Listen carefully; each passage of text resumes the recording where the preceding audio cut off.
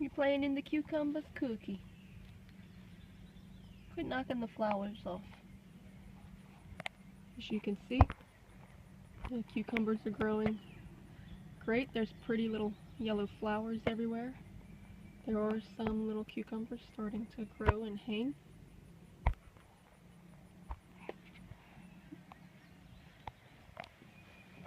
It makes a pretty little wall cover.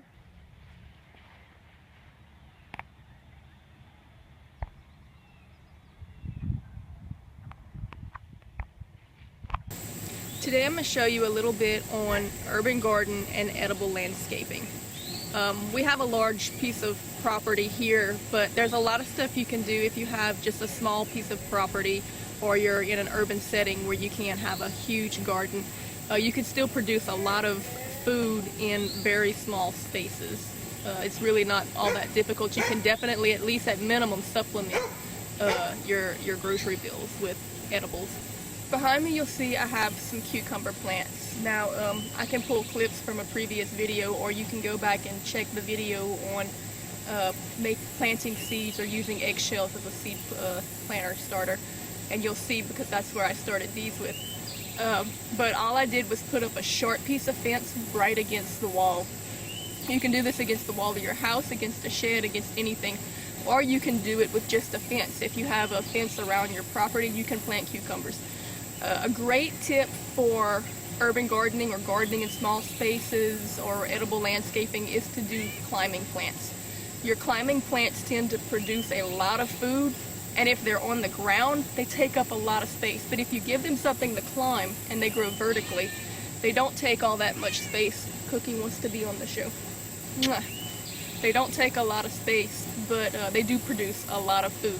And they're easy to keep clean. If they're climbing something, you can just push the little push mower or whatever right up against the bottom of them, and then you really don't have all that much work to maintain as far as weeding.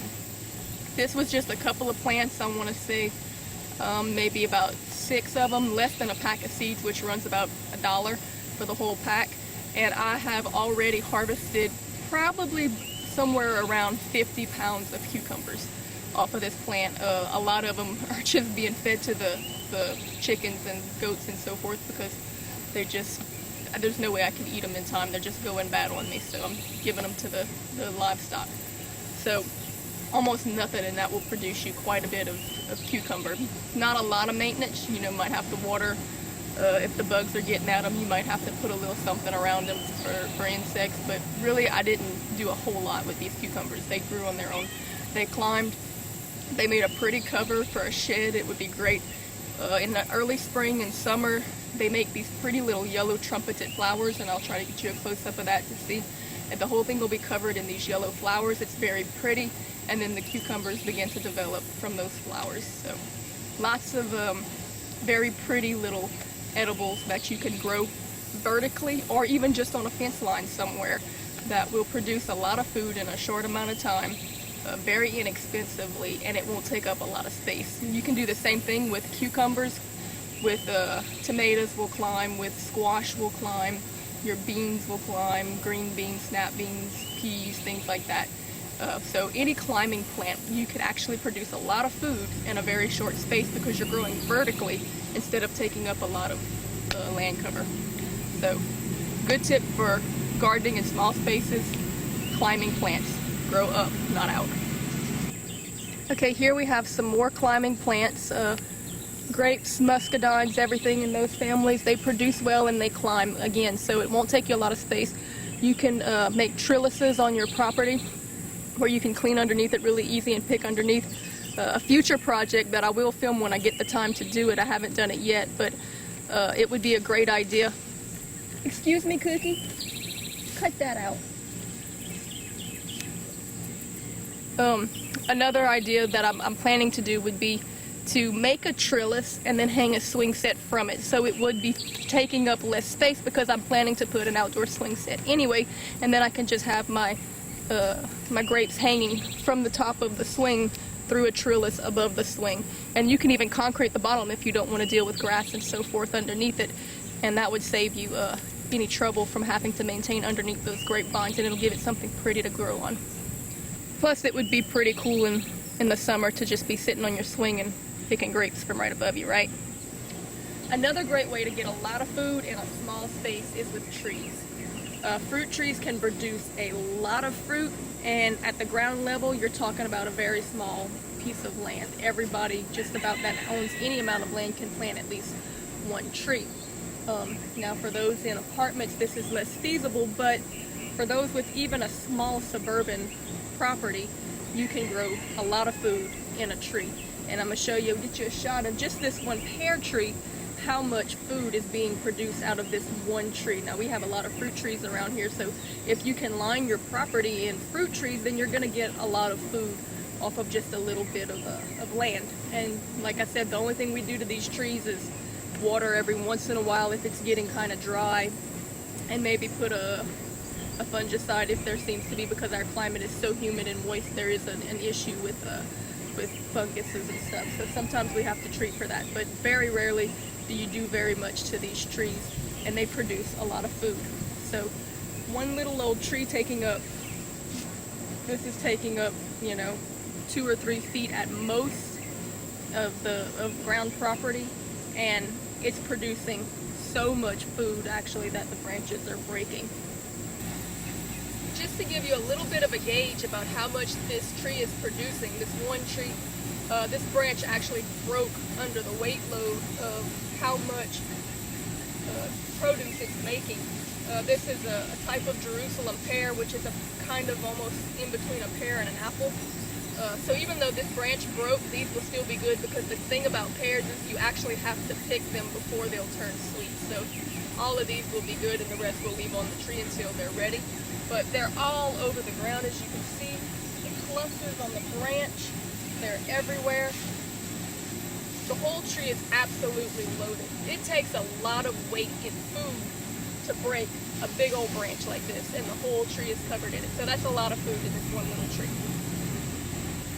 And since she insists on being in every shot, we'll go ahead and play Can You Spot Cookie?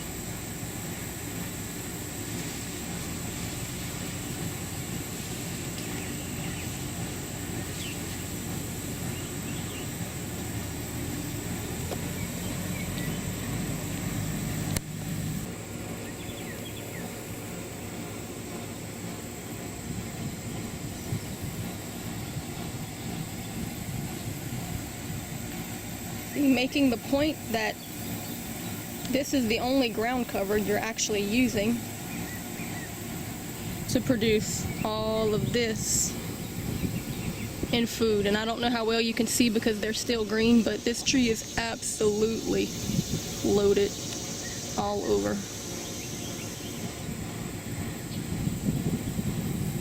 with clusters and clusters.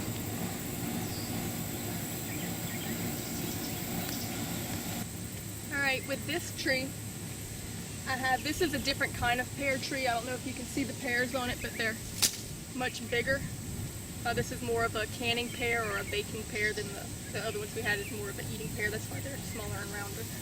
But my point in showing you this particular tree is because here I have another climbing plant. This is a common cherry tomato. The cherry tomatoes climb just like your regular tomatoes. They're a smaller plant, like, you know, which you can get in your salads and so forth. But this one I have climbing actually on the tree. So if you're dealing with a small property, you've got 1 or 2 fruit trees, you don't have a lot of fencing, you don't want to put up a lot of fencing for your climbing plants, you can climb them on trees. Just take when I have some twine here, and as they grew, I just twined it to the tree a couple of times until it got up into the branches where it could grab on and climb. And I'll show you up close. They're not ready yet, but the cherry tomatoes are making little green cherry tomatoes climbing up this pear tree. So I've got fruit at the bottom, or cherry tomatoes at the bottom. I've got fruit producing at the top. I'm taking advantage of all of the space that I have. And of course, Spot the Cookie, because she is very much a camera hog today. So this is a good way too for, like where we live in Louisiana, the summers get pretty hot, so the plants do really great right about the time it comes time for them to start really producing. The sun gets so hot it starts scorching them, they start dying back. This gives it a lot of nice sun in the morning, but in the evenings when it's really hot, it gives it some partial shade. So it's beneficial to the plant, it's beneficial to the ground economy, it's very just good for the whole plant, so ecosystem. So it's just, this is a good way to grow climbing plants, and it's full of little flowers where you can see it's about to make me some more cherry tomatoes. See, that's the flowers where it's going to make some more. It's beginning to make a few of the little green cherry tomatoes. They're not ready yet, but they will be very soon. And you will see how I just twined it right to the tree. And it's growing out of the ground right at the root, right at the base of the trunk.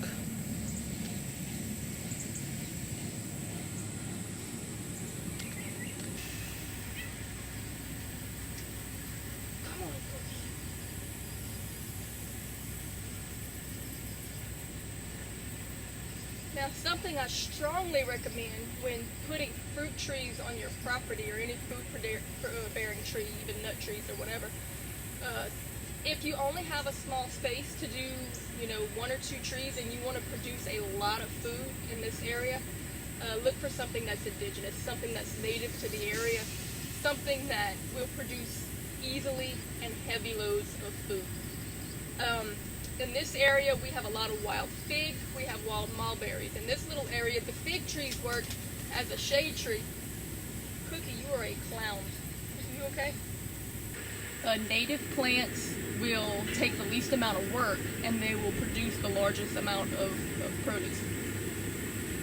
These fig trees and that mulberry tree, for those who watched the previous video on harvesting the mulberries and making mulberry pies, you'll see how crazy much that tree produced. And we didn't do anything to it. We don't water them, we don't fertilize them, we don't spray them, we don't do anything. They just produce because they're native and they're wild to this area. Native plants will be able to tolerate your climate, your weather, the bugs, the things that are native to that area, so you won't have to do a lot of watering, spraying, pruning, babying these plants. The other fruit trees that we have that are not native to the area, they take a lot more work to get produce than these. With your native plants, you won't hardly ever have a bad year. They're going to produce regardless. So my suggestion is first look for, research your area and find out what grows wild, what grows native. Try to find the closest to the original wild heirloom plant as you can and plant that. It'll produce a lot, and it won't take up a lot of your time, work, energy, money, efforts, so forth. These fig trees are native to the area. We use it as a shade tree, but at the same time in the summer it produces a lot of food, and we don't do anything to it. For the last 2 days we've harvested these 2 trees, gotten probably about 60 pounds of figs off of them, and it's covered completely again. So we're going to be doing that again about every 2 or 3, 4 days for the next couple of weeks. So you're going to get a lot of food off of this. Hand them out, pass them around, cook with them, can them, put them up for the year, put them in the freezer. That's a lot of free food. And if you're in an area where you can actually go out in the woods and look, you can find a lot of native plants and just uproot and relocate, as long as it's not private property or reserve. So that's kind of hard to do. But you can still do that around here. Anyway, you can find native nut trees like pecans and so forth growing everywhere, and fig trees and mulberry trees and so forth, like along the rivers and such. But there you go. I mean, for those are probably my best 2 tips for urban gardening or growing in a small space, is to try to grow up instead of out. With your climbing plants, even if you build little fences or trellises for them to climb on, they're going to produce a lot of food. It's going to be easy to keep up with, easy to clean. Like I said, about $1 worth of cucumber seeds, and really if it's heirloom, you can keep those seeds year-round and it won't cost you anything. And we've already harvested at least 50 pounds of cucumbers off of it, and they're still coming. Those pear trees, they're going to produce hundreds of pounds of pears. In fact, a lot of them are just going to go to the animals or rot on the ground because we can't even can that many or give that many away. So these fig trees, 50, 60 pounds already we've picked off of them, and they're still absolutely loaded. Those mulberry trees, I put up so many, and so many fell on the ground that the chickens ate and so forth. So trees will produce well. Growing vertically will produce well. We've got a lot of tomato plants around here. There's a lot of plants that climb, and they typically tend to be more the plants that you're going to use a lot anyway, like your beans, green beans, squashes, zucchinis, tomatoes, cucumbers, things like that. And then you can go ahead and use your herb patch around your house to plant your flowering herbs, which are very pretty. You can use decoratively, like I have with my echinacea in the front. I also have a lot, and I'll show you those in a minute, some pepper plants and so forth, and sunflowers growing along the house as well. So you can use these plants as shade, like the cucumber that I have growing against the building. There's a lot of sun on that side of the building, and it tends to get hot inside, so that actually helps to get rid of some of that surface heat that would normally be heating the inside of that building. So it's beneficial all the way around.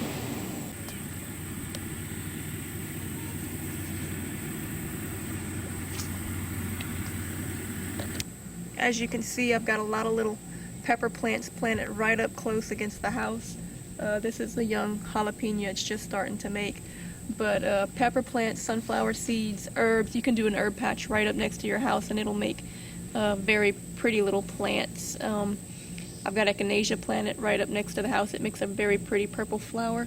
I've got some little sunflowers planted as well that, of course, these are young, they're going to get bigger and make sunflower seeds. So you can plant anything, of course, close to the house. Now, typically things that you're going to use a lot in your kitchen that won't climb, that you're going to need to plant like around the house, you can plant in your herb patch, or really just in a little small square foot garden. You know, would be like your bell peppers and your onions and things like that. That's stuff that I find you're going to use in cooking a lot, so it's something that you're definitely not going to waste. It grows very easy. I mean, onions grow pretty much like a weed. It's very simple to grow onions. So little things like that, you can really cut down on your normal, regular cooking expenses with things that are easy to grow right around the house. And for me, I find it's easier to grow stuff really close, even though we have a large, property here. I don't want to have to walk 12 acres to a truck patch in the back to work on a garden every single day, de-weeding, watering, or whatever. So for me, planting stuff really close to the house in this kind of urban gardening or edible lawn setting is more convenient anyway. Even with a large property, I just find it's easier to be able to work as close to the house as possible for a lot of these little plants. So I've got a lot of potted plants. You can, even people who are in say apartments or whatever, you can grow a lot of stuff in pots and trays and window boxes, and we'll be doing more of that in a separate video.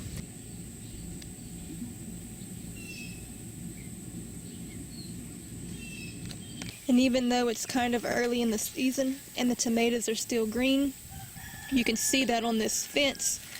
We've got, and this is just a little doggy fence, lots and lots of little tomatoes growing all in here. They're, like I said, they're still green. There's cherry tomatoes and regular tomatoes, but they're all over the place, just climbing right here on the fence. So again, for your climbing plants, if you've already got a standing fence, you can go ahead and put some of that vertical space to use and make a lot of produce.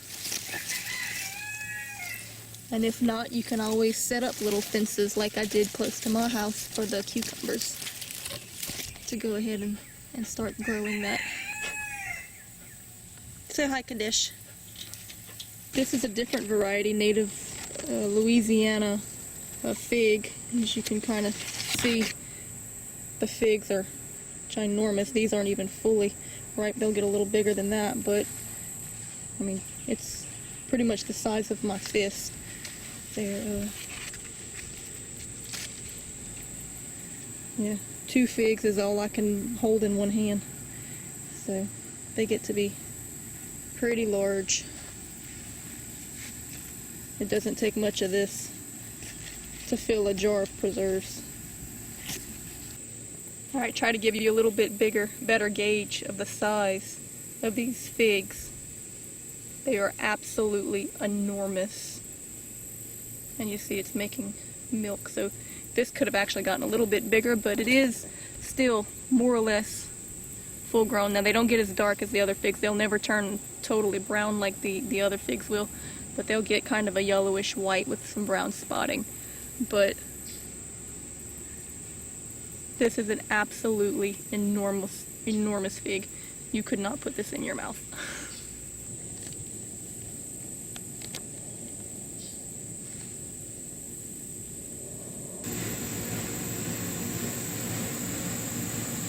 Alright, these are the pears I picked off of that one little broken branch.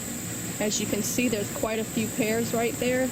And of course, this is a Jerusalem pear, which is a little bit more akin to an apple, so they're sweeter and softer. It's an eaten pear. We can eat that right off the tree, but with all pears, they sweeten more when they're off the tree. So in a day or so, these will be great. And then, of course, the rest I'm going to leave on the tree until they drop on their own. So we'll be having pears for quite a while to come, with several more pear trees of different varieties. But we've got these right here from that branch that broke. Normally I would have left them to sweeten on the ground for a day or so, but it's going to rain tonight and it's going to rain for a couple of days, so I don't want them to sit out in the rain. That'll cause them to rot. So I'm going to go ahead and bring them in and let them sweeten on the shelf for a day or so.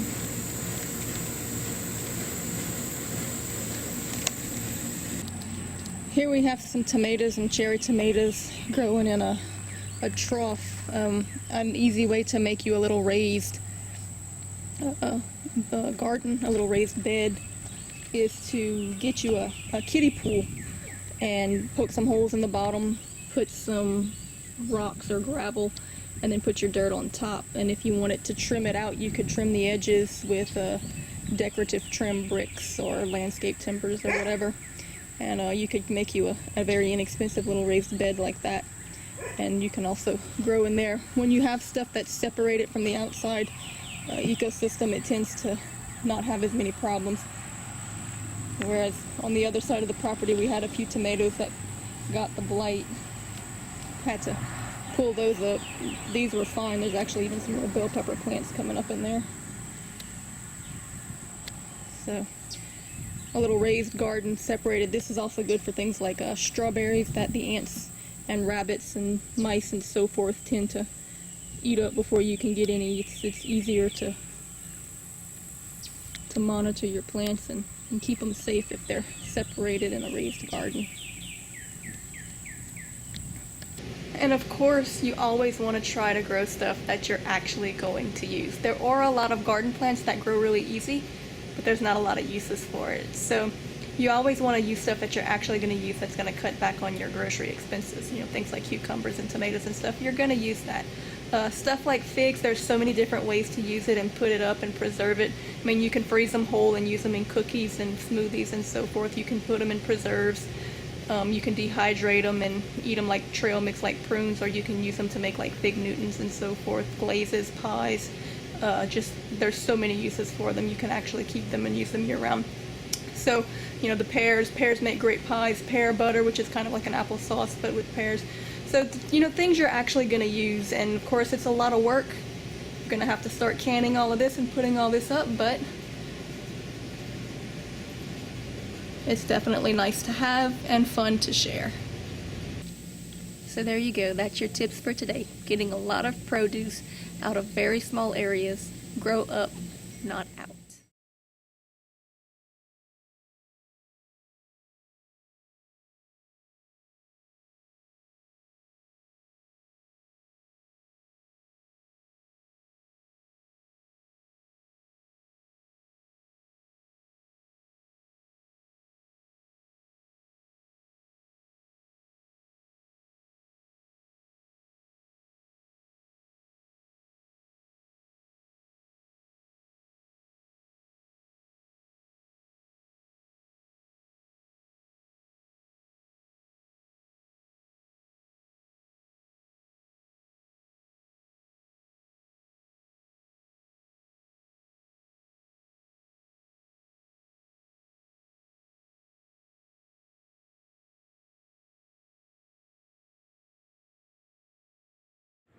Hannah has discovered that the pear tree drops sweet edible balls. She just likes them. They're fun to play with and fetch, huh? And chew on. You want me to throw it?